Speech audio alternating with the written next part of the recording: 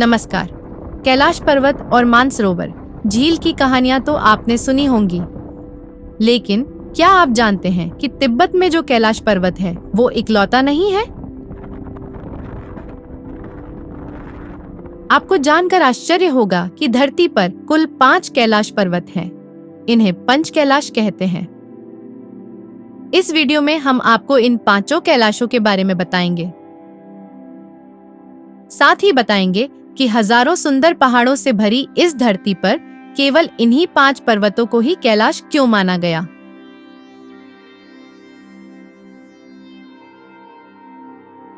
ये 5 कैलाश भारत और तिब्बत में ही क्यों हैं, बाकी धरती पर क्यों नहीं? मान्यता है कि भगवान शिव कैलाश पर्वत पर निवास करते हैं। इसके अतिरिक्त उनका एक अन्य निवास काशी भी है। काशी को भगवान शिव का शीतकालीन या सर्दी के मौसम का निवास माना जाता है। कथाओं के अनुसार माता पार्वती से विवाह के पश्चात भगवान शिव काशी में आकर रहने लगे और इसे ही अपनी राजधानी बनाया। इसी के बाद से वे दोनों शीतकाल में काशी में रहते हैं, क्योंकि उस दौरान कैलाश पर्वत पूरी तरह से बर्फ से आच्छादित हो जाता है। सबसे पहले बात मुख्य कैलाश पर्वत की। यह वर्तमान में चीन के कब्जे वाले तिब्बत में पड़ता है। इसे कैलाश मानसरोवर और बड़ा कैलाश आदि नामों से भी जाना जाता है। 5 कैलाशों में यह सबसे ऊंचा और विराट है।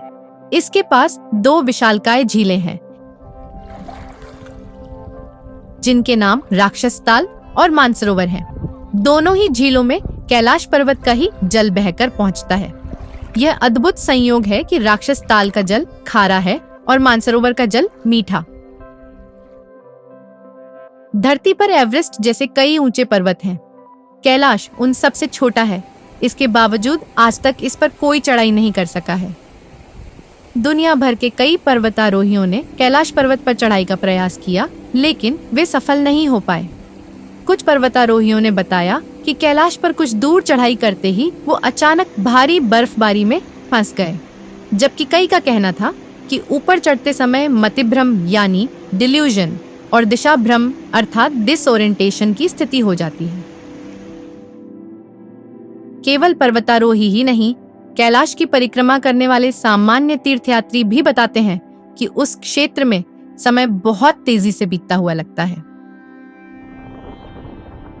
सनातन धर्म की सभी शाखाओं के लोग और तिब्बत के स्थानीय बौद्ध धर्म को मानने वाले कैलाश को पवित्र और पूज्य मानते हैं। कैलाश पर्वत तक जाने के लिए चीन का वीजा लेना होता है। इस बारे में हमारे विस्तृत वीडियो का लिंक आपको वीडियो के डिस्क्रिप्शन में मिल जाएगा। अब बात दूसरे कैलाश की। इसे आदि कैलाश या छोटा कैलाश भी कहा जाता है।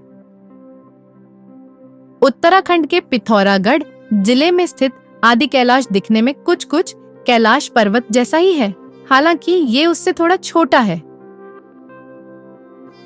वर्ष 2002 और 2004 में कुछ यूरोपीय पर्वतारोहियों ने आदि कैलाश पर चढ़ाई की थी। हालांकि वे सभी पर्वत शिखर की पवित्रता के सम्मान में अंतिम 10 मीटर नहीं चढ़े और वहीं से वापस नीचे लौट आए।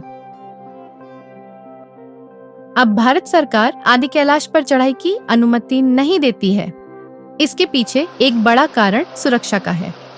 आदि कैलाश तिब्बत और नेपाल की सीमा से बिल्कुल सटा हुआ है।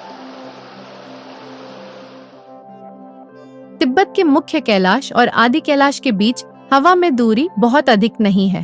तिब्बत के कैलाश की यात्रा के मार्ग में एक स्थान आता है जहां से आदि कैलाश की चोटी दिखाई देती है। आदि कैलाश की यात्रा भी अत्यंत कठिन मानी जाती रही है, लेकिन बीते कुछ वर्षों में सड़क बन जाने से अब इसमें बहुत चलना नहीं पड़ता। तीसरे स्थान पर है श्रीखंड कैलाश। इसे शिखर कैलाश भी कहा जाता है।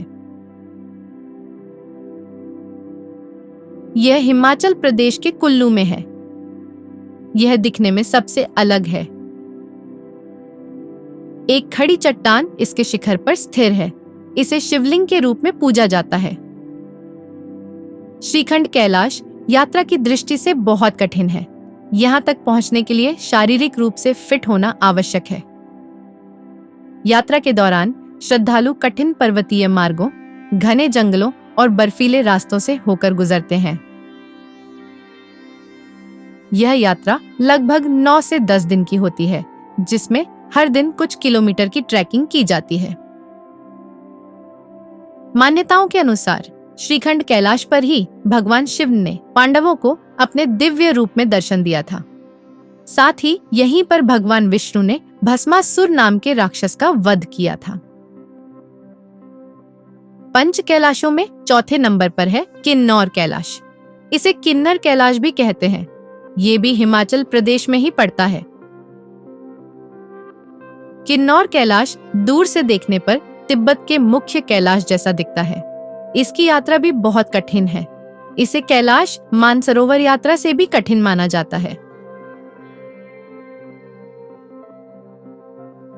किन्नौर कैलाश की यात्रा हर वर्ष सावन में होती है और केवल 1 महीने तक ही चलती है। किन्नौर कैलाश पर श्रद्धालु रस्सियों के सहारे चढ़ते हैं। किन्नौर कैलाश पर्वत पर पार्वती कुंड से शिखर तक की चढ़ाई करीब 2.5 किलोमीटर की है। इसमें 3 से 4 घंटे का समय लगता है। शिखर के पास यह सीधी खड़ी चट्टान है, जिसकी शिवलिंग के रूप में पूजा होती है। मान्यता है कि इसी पर्वत पर भगवान शिव और माता पार्वती पहली बार मिले थे। जब शिव पार्वती का मिलन हुआ, तब ब्रह्म कमल का पुष्प इस स्थान पर खिल उठा था। किन्नौर कैलाश यात्रा के दौरान अक्सर ब्रह्म कमल के फूल दिखते हैं। 5वां और अंतिम है मणिमहेश कैलाश। यह हिमाचल प्रदेश में चंबा जिले के भरमौर से 21 किलोमीटर दूर स्थित है। इसका मणिमहेश नाम इसकी एक विशेषता के कारण है। सुबह के समय सामने से देखने पर इसके शिखर पर सूर्य की मणि जैसा दृश्य पैदा होता है, जो कुछ सेकंड के लिए ही रहता है। यहाँ 13,000 फीट की ऊंचाई पर मणिमहेश झील है, जिसके आगे मणिमहेश पर्वत है। हर वर्ष भाद्रपद महीने में अमावस्या के 8वें दिन झील के किनारे एक मेला लगता है, जिसमें बड़ी संख्या में श्रद्धालु आते हैं और पवित्र जल में डुबकी लगाते हैं। मान्यता है कि शिव उस दिन स्वयं वहां उपस्थित रहकर भक्तों को आशीर्वाद देते हैं। तिब्बत कैलाश की तरह मणिमहेश पर भी आज तक कोई पर्वतारोही चढ़ाई नहीं कर सका है। वर्ष 1968 में नंदिनी पटेल के नेतृत्व में एक इंडो जापानी टीम ने मणिमहेश कैलाश पर चढ़ने का प्रयास किया था। रास्ते में उन सभी कुछ ऐसे अनुभव हुए जिसके कारण उन्होंने वापस लौटने का निर्णय लिया। पर्वतारोहियों के इस दल ने अपनी रिपोर्ट में लिखा था कि कोई दैवीय शक्ति हमें ऊपर आने से लगातार रोक रही थी। यहाँ तक कि सामान्य चढ़ाई पर भी हम अपने आप को चलने में असमर्थ पा रहे थे। धरती पर जितनी भी पर्वत श्रृंखलाएं हैं, उनमें कई शिखरों को पूज्य और पवित्र माना जाता है। लेकिन क्या कारण है कि 5 कैलाश हिमालय या उससे लगे पठारी क्षेत्र तिब्बत में ही है? इसका कारण है हिमालय से शिव के संबंध। पौराणिक कथाओं के अनुसार हिमालय शिव जी की ससुराल है। उनका निवास कैलाश में है, जो हिमालय पर्वत श्रृंखला से कुछ दूरी पर स्थित है।